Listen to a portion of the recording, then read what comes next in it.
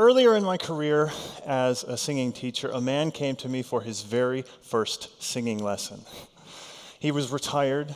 He was in his 70s. He had been a music enthusiast all of his life. In fact, he used to have parties at his house, and he would invite members of his church choir to come over so that they could all gather around the piano and sing the old hymns, and he could just be there to listen.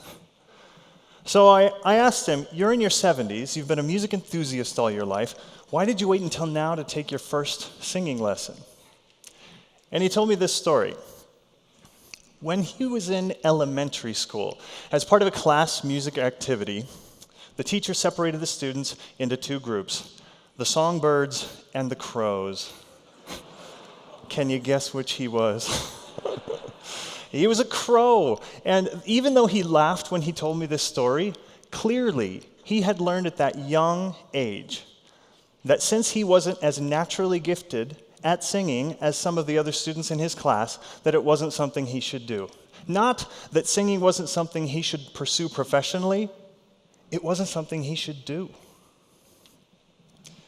Music is everywhere in our culture, in our society. It follows us like a soundtrack everywhere we go, whether we're in a shopping mall, at a restaurant, we play it in our cars. But before technology allowed us to take music everywhere we went, if we wanted to hear music, we had to go somewhere where it was being performed live, or we had to create it ourselves. And when we did create it ourselves, we welcomed our friends and neighbors into the process. We knew the more the merrier. Everyone had something to contribute. She could play an instrument. He could sing this really great harmony line. This person was just always so enthusiastic and loved to sing and be part of the atmosphere. In this way, music brought communities together. It strengthened bonds and formed lasting relationships. But now we plug into our devices so that we can have a private experience with music, even in public, even in the company of others.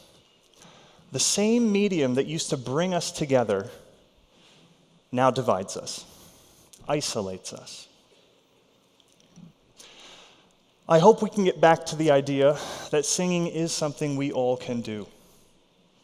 It can impact our lives in positive ways, and even more so when we share that experience of singing together. So why does all this matter? To begin with, there have been dozens and dozens of studies that have linked singing and music to greater psychological and physical health, whether that's increased lung function or cardiovascular function or simply lowering stress. There is potentially much to be gained from singing if we allow ourselves to do it in the first place. There's a tradition in Cleveland that many of us got to know during the last NBA playoffs. In the basketball stadium, the PA announcer asks the crowd before the game to stand and show your patriotism by together singing the national anthem. And then from the court, someone with a microphone sings the first line of the song, lowers the mic, and the crowd sings together. This is a tradition in Cleveland. They know what to do. They full-voiced sing along. But it was so odd to see that many people singing together, especially something like the national anthem, that the video went viral. And when I saw it, I had to ask myself, when did we stop being asked to sing our own national anthem? Sometime during my lifetime, the script has changed from please stand and join in the singing of our national anthem to please stand for the singing of our national anthem. And now the tradition has become that a soloist takes such liberties with the melody and the rhythms that we couldn't sing along if we wanted to.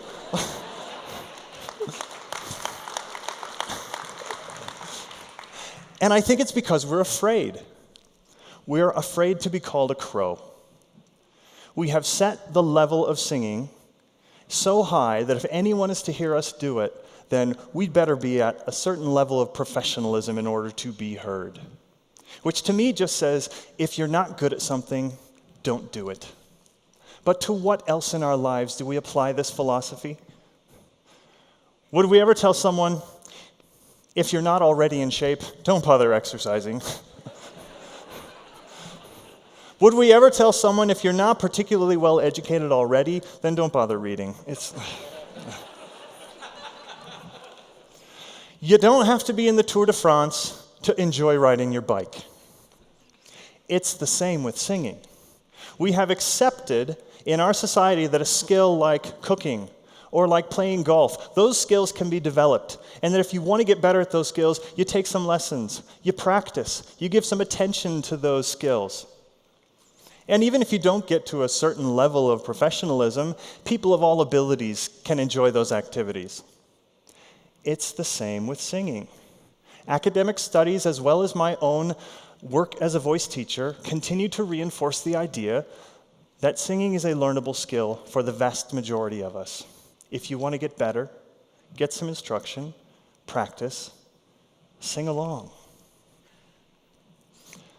I'm pretty sure that the singing-based reality programs have done a lot to reinforce the idea that good singers are discovered rather than developed. There's a particularly telling study out of Sweden that looked at two groups of people. They looked at amateur singers and professional singers. Now, both groups reported feeling better after singing. For some, they felt more energized. For others, they felt more relaxed. But both groups felt better. But it was only the amateur singers who reported feeling more joyful when singing. We don't sing because we don't think we're good enough at it. And yet it is the amateur singers who potentially have even more to benefit from singing.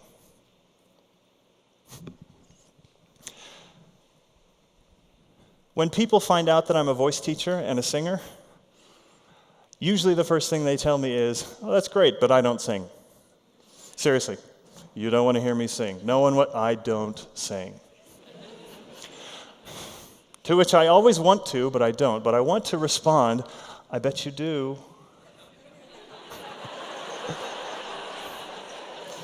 You know the times when you think you're by yourself.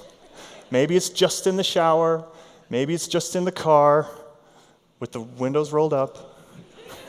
And there's no one there to hear you, no one there to judge you.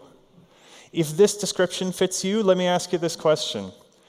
When you do that, when you find yourself singing, how do you feel? When you allow yourself to become part of the music, to join the melody, to simply sing along, how does it make you feel? Don't you want to feel that way more often? You are my sunshine, my only sunshine. You make me happy when skies are gray. You'll never know, dear, how much I love you. Please don't take my sunshine away. Cleveland got nothing on us. It was the great choral conductor Robert Shaw who was fond of saying that music and sex are too important to leave to the professionals.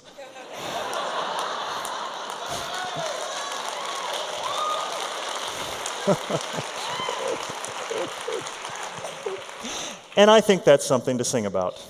Thank you.